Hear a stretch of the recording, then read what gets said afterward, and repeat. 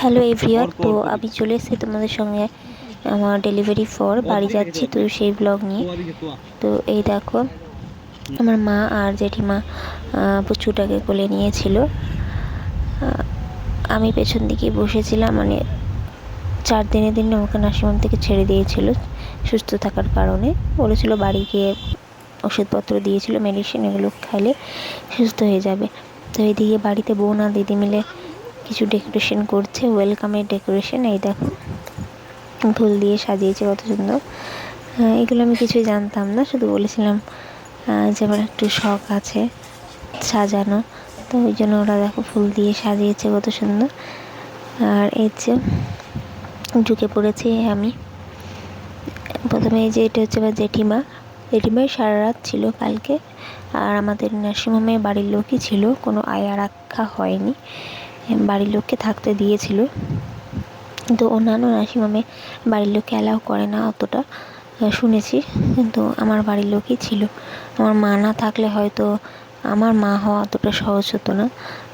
সত্যি আমার মা 4 দিন আমার জন্য নার্সিংহোমে ছিল, একদম আমার সঙ্গে দিন রাত না ঘুমিয়ে।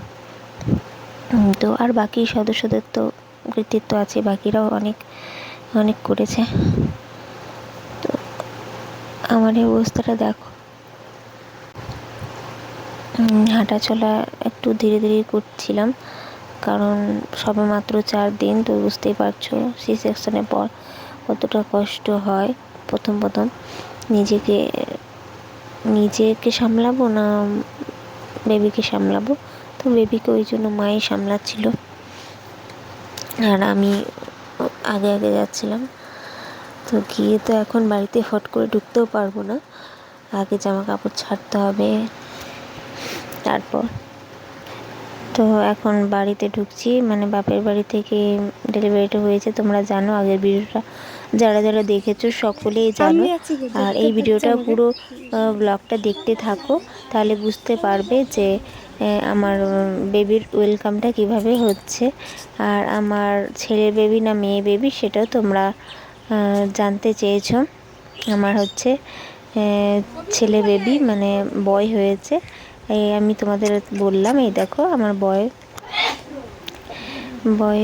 বেবি হয়েছে, তো অনেক খুশি সকলে, কারণ আমার বাবার আমরা হচ্ছে 3 বোন, তার মধ্যে আমি হচ্ছে মেজো। তো আমারও ছেলে হয়েছে, আমার দিদিরও ছেলে আছে 2টো। তো সকলেই অনেক খুশি যে প্রথম বেবি বয় হয়েছে। তো দেখো বাড়িতে ঢুকে গেছি। বাড়িতে সব সামলাচ্ছিল এই কদিন আমার দিদি আর দিদা, আমার বোন। আর মা তো মানে নার্সিংহোমে সারাটা দিন আমার সঙ্গে ছিল। দেখো একটা জিনিস ভালো, বেবি কিন্তু আমাদের বেবি একটু কান্না করেনি। গাড়িতে যে এসছি আমরা, একটু কান্না করেনি, এটা একটা খুব ভালো। আর ওকে খিদে পেলে কেউ রাখতে পারবে না, মানে খাইয়ে দিতেই হবে, সঙ্গে সঙ্গে ও দুধ খাওয়াতেই হবে ওকে। তো বাড়ি এসে কিছু নিয়ম থাকে আমাদের, তো নাপিত রেখে একটু নখ ছুঁয়ে নিয়েছিলাম। তো ততক্ষণে বেবির পেয়ে গেছিলো খিদে, আর গরমও পড়েছিল সেদিনটা। তো এই দেখো বেবিকে এখন খাইয়ে দেওয়া হবে, ফর্মুলা মিল্কই খাওয়ানো হচ্ছে। তোমরা অনেকে বলবে যে কেন ফর্মুলা মিল্ক কেন খাওয়াচ্ছ, কারণ সি সেকশন হয়েছে মাত্র 4 দিন, সেভাবে বুকের দুধ আসেনি, ওই জন্য ফর্মুলা মিল্কটা খাওয়াতে হয়েছে। যেটা ডক্টর বলে দিয়েছে সেটাই আমরা কিনে এনেছি। তো এই দেখো সকলের নখ ছুঁয়ে নেওয়া হলো, যারা যারা নার্সিংহোমে গেছিলো তা আমাদের ছুঁয়েছে।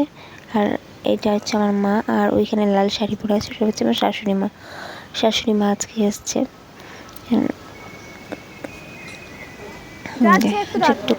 তো বেবি ওয়েলকামটা দেখো তোমরা কিভাবে হচ্ছে।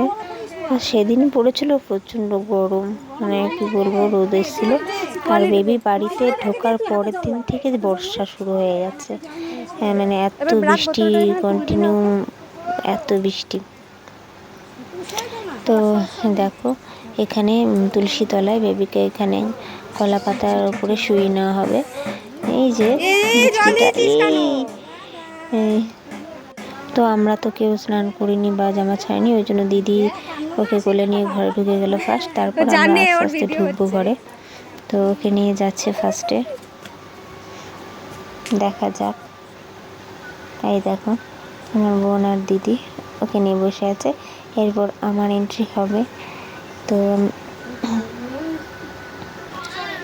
এই যে এখন আমি জামা ছেড়ে এই যে ঢুকছি। তো এইটা আমি আশা করিনি যে আমার জন্য এরকম সাজানো হবে।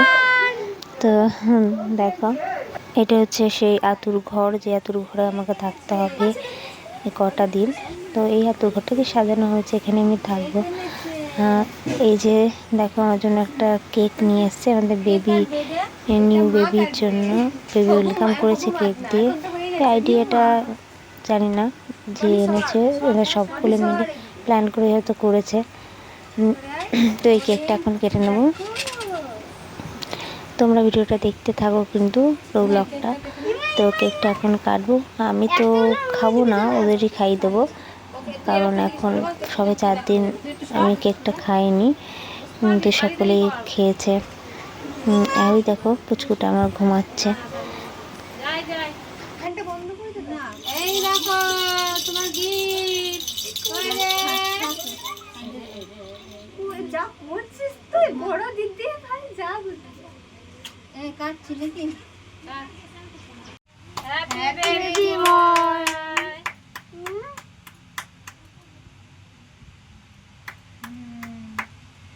ছেলের বাবা তো আসলেই না, মুখই দেখাচ্ছে না।